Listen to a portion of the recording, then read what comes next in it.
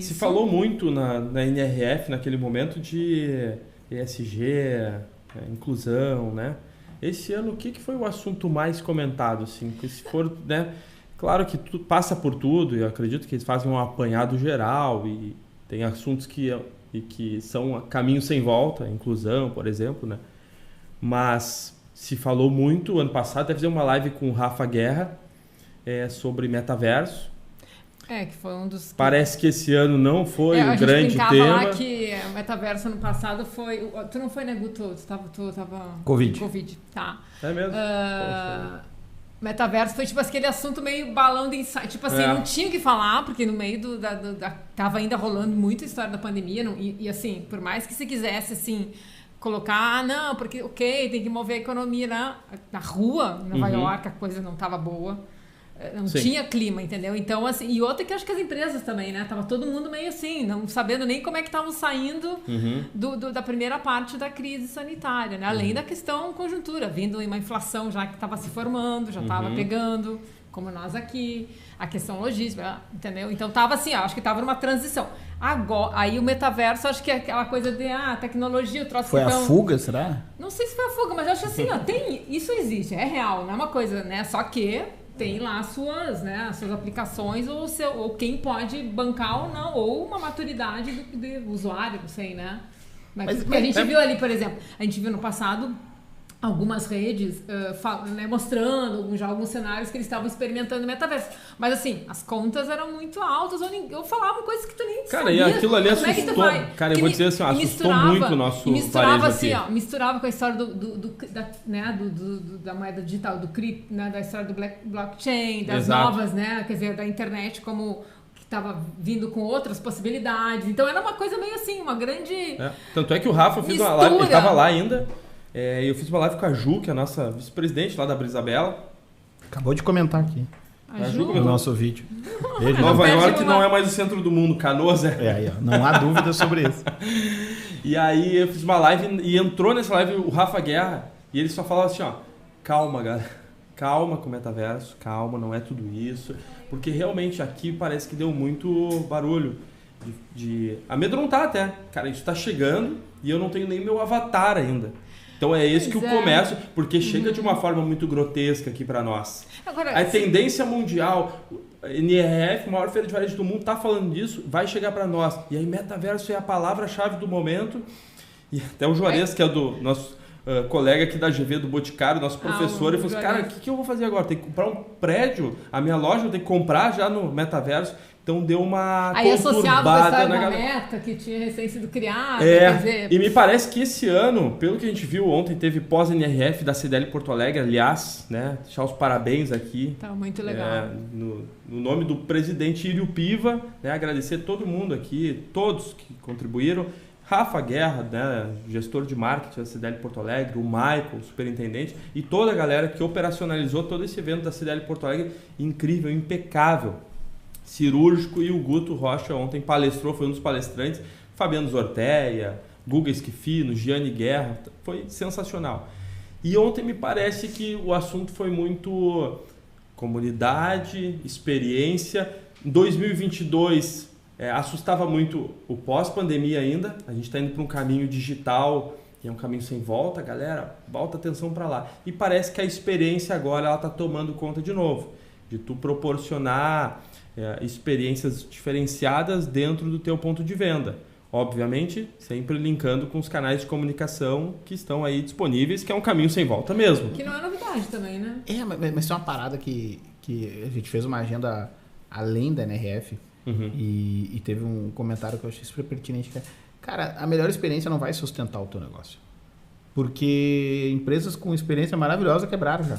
O ponto tu tem que avaliar qual que é a percepção do cliente sobre o teu negócio e se o teu negócio está sendo lucrativo, se tu tem capacidade de continuar. Só tem um tipo de empresa que investiu no metaverso e teve retorno. Mas que tinha o caixa para isso, cara.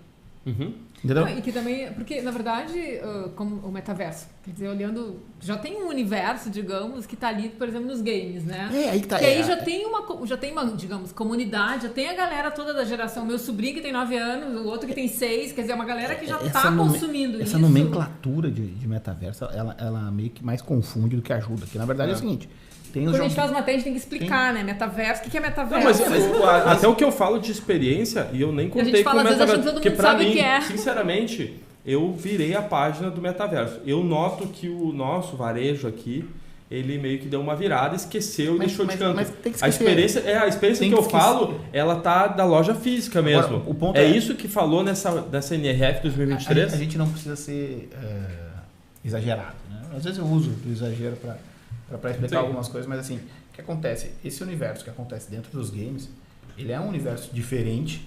Quem vai acessar isso, normalmente, é quem já ocupou outros espaços. Você é um varejo, tem uma loja, você tem uma rede de lojas. Você está no interior do estado. Pra frente, sim. Assim? Indo, melhorando? Do outro lado. Assim? Não, o Czinho tem que estar pra ti aí, ó. Aqui? Virado. Aí. Opa, desculpa. Normalmente tô mais acostumado com o palco. Aí eu grito, resolve. O ponto é... Cara, o cara que tá lá no interior, o cara aqui de Porto Alegre, tá com 3, 4 lojas, o cara não tem que se preocupar com o metaverso, velho. Isso é bobagem. Com o que ele tem que se preocupar? O que ele tem que se preocupar é o seguinte, amanhã, tá? Ele não vai poder abrir a loja dele. Como aconteceu na pandemia. Tá. Mas ele tem que vender. Para quem que ele liga primeiro? Ele tem o telefone do cara? E isso aí é muito mais importante que o metaverso. O que acontece? O cara não conhece os clientes dele. Ah, não, mas quando o cara vem aqui eu sei o nome dele. Beleza. É isso que o Guto tá falando de conhecer o cliente. Eu acho que talvez foi uma das mensagens, assim, que aquela coisa... isso que ficou claro lá, porque não é uma coisa tão óbvia, né? Não é. E vale pro pequenininho e pro grandão. E lá a galera disse, não sei se foi cena, mas muitos falaram, a gente precisou olhar pro lado do cliente e ver o que ele queria comprar. Tipo, a mulher da Saks falou isso, mas grandes redes. É isso, o cara não conhece. Cara, tu pode fazer um exercício. Você que é varejista, que está nos assistindo, que está nos ouvindo no podcast, você sabe quem é os 10 melhores clientes da sua loja? Provavelmente, se você não tem essa resposta, antes de pensar no metaverso, no não sei o que... Cara, tem uma frase que eu adoro, que é antes de ir para a tendência, resolve a pendência. Então, assim...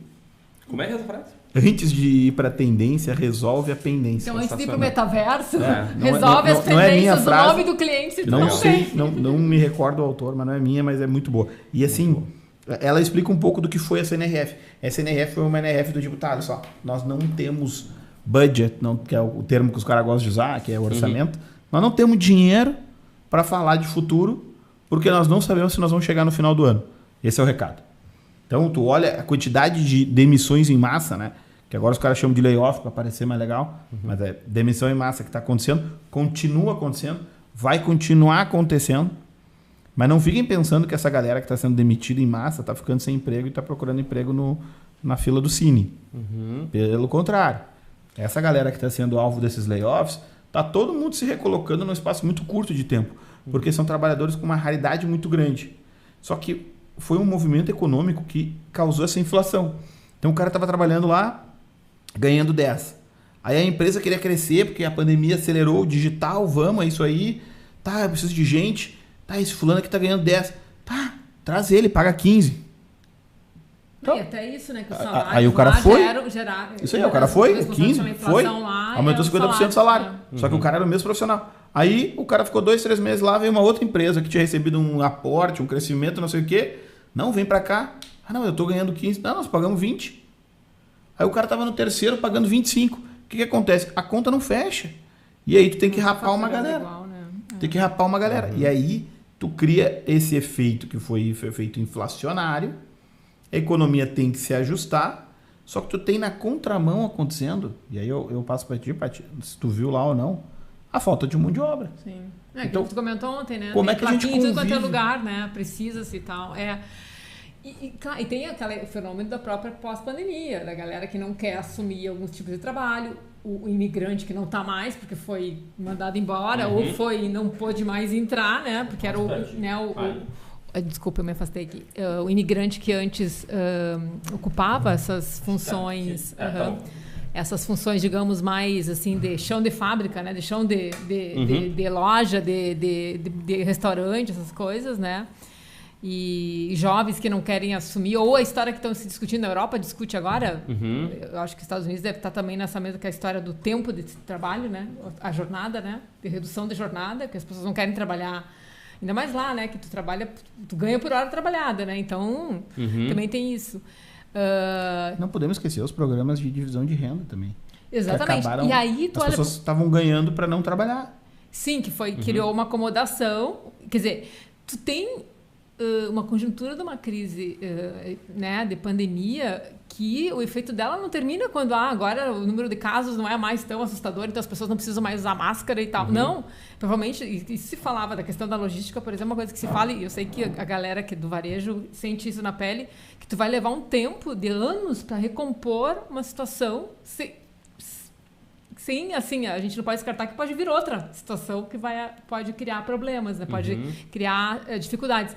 Agora, tu tem uma economia lá que a gente viu que uma recessão vindo, que é um risco que está no horizonte, da maior economia do mundo. Nós sofremos aqui quando vem isso, imagina a maior economia que tem uma produtividade teoricamente maior que a nossa, digamos, né? Olhando, né? A gente sabe que a gente tem também nossos custos aqui, né?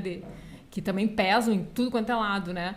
E está com uma inflação maior que a nossa, que a gente também teve uma inflação agora há pouco que nos pegou também de calça curta. Tanto que a gente está com efeitos aí, juro, galera endividada, galera segurando o consumo, afetando no varejo aí. Os números estão nada bons. Quando a gente fechou, agora início de janeiro, quando vieram os números do IBGE, antes não fechou o ano, né? Confecção, móveis, materiais, eletro, cara, o pessoal do eletro...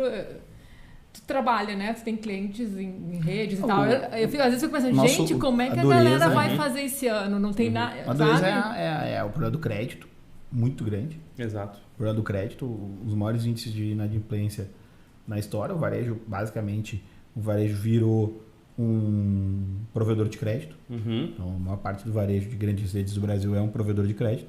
Como ele é um provedor de crédito, ele compete com os bancos. Pro cara ter mais renda mais baixa, né? A capacidade dele de analisar endividamento, esse tipo de coisa, é menor que a dos bancos. E o tipo de empréstimo que ele faz é diferente, porque ele se compromete com um produto que foi pré-comprado e tal. Então, o que acontece? Quando afeta o crédito, aí tu tem um efeito cascata bizarro. E tu tem uma outra parada que tu traz, Paty, que é assim, o eletro... Claro, as pessoas se equiparam em casa. As pessoas compraram coisa pra caramba. E quando tu compra muito uma coisa, o que vai acontecer? Tu vai ficar sem consumir depois. Isso se a gente olha o ano, é complexo. Se a gente olha a década, a gente começa a entender. Se a gente olha o século, faz total sentido. E qual é a última grande invenção de eletro? A Airfry, né?